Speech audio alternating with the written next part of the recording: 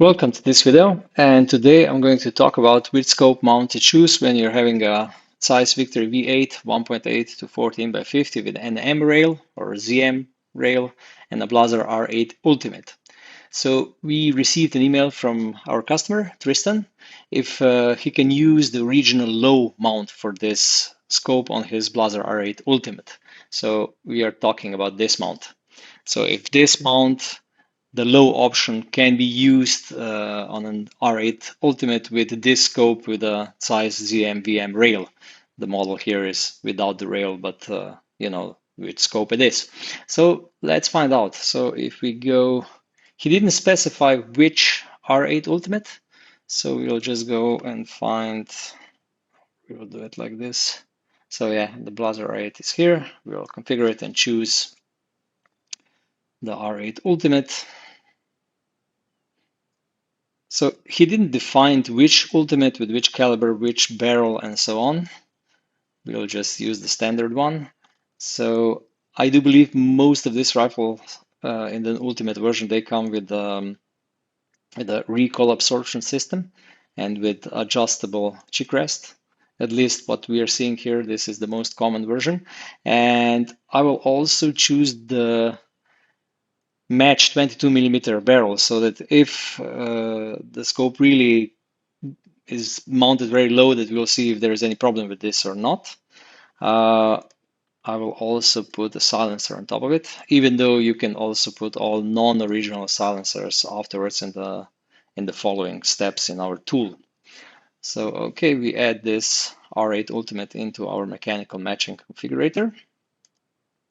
And now we will choose the scope. So I think it was the Zeiss Victory. It's this one, yeah. Zeiss Victory V8. Yeah, this one. No, it's this one, 1.8 to 14 by 50, and with a mounting rate with a Zeiss ZM-VM standard of the rail. Okay, so now the system already calculated which mounts will fit and which will not, and let's try with an original mount. So we'll go just with the direct scope mount without the Picatinny rail in between. So we have at the moment 5 different mounts in our system, and the original one. Okay, the configurator offers both version low and high. That means that the low will also work. Okay, we'll move the scope backward somewhere like this, and I will also show this with multiple different mounts so that we see what are the actual dimensions. So if we go to key distances, okay, so let's say around 29.5 centimeters of a distance between the end of the stock to the objective lens. And we see here, so we have 6.6 millimeters between the barrel and the objective bell of the scope. I also believe that even if you have the silence version, which basically has the barrel, which is of the same diameter as where the mounts are mounted, it will still work.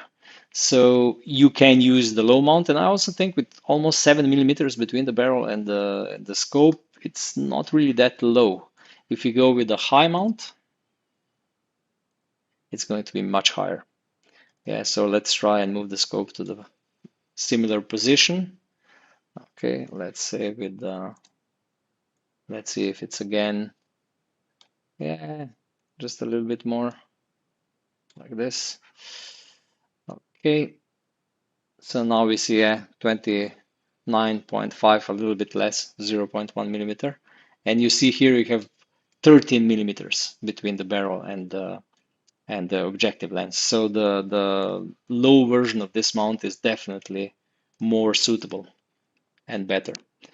Okay, but we can also check if we are discussing about this matter, we can check if any other mounts are even lower. So we know here that we have around 7 millimeters between 6.6, 6.7 between the objective bell and the barrel. But let's say if we try with other mounts. So we click here, swap scope mount. And I know that I think Henneberger is a little bit higher. We'll try it. I think it is. So if we go here, yeah, It's half of a millimeter higher.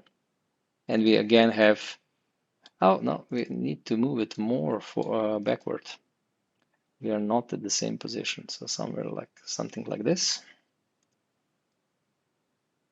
Yeah, we are off 0.2 millimeter, and it's more or less the same.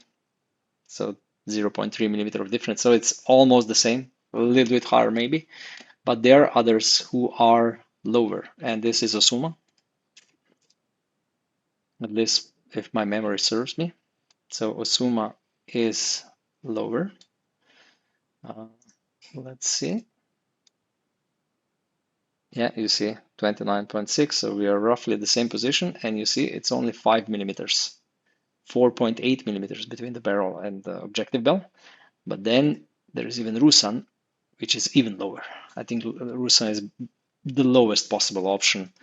It's even so low that if you have a silence barrel, so with integrated silencer, it will be too low. So you see, it's 3.9 millimeters. Yeah, and even we even have to go a little bit backward more, so something like this to achieve this 20, yeah, 29.6. Oh, wrong button on the mouse. So you see 3.8 millimeters of height.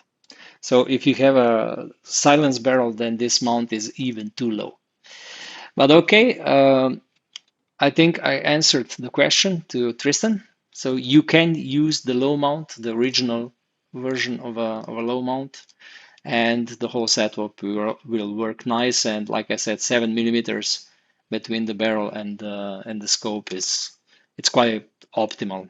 Even though some say that let's say 4 millimeters is even nicer, but 6.6 millimeters it is really optimal. And even if you put on let's say a clip on, you have more than enough room to, let's say Hick Micro, you have more than enough room to manipulate everything and so on. But normally we are speaking about the option of a barrel without iron sights. If you will have iron sights on your R8 Ultimate, uh, then please send us an email again, and we will see with an iron sight how it looks. But because majority of these rifles are sold without the iron sights, I will use the light background.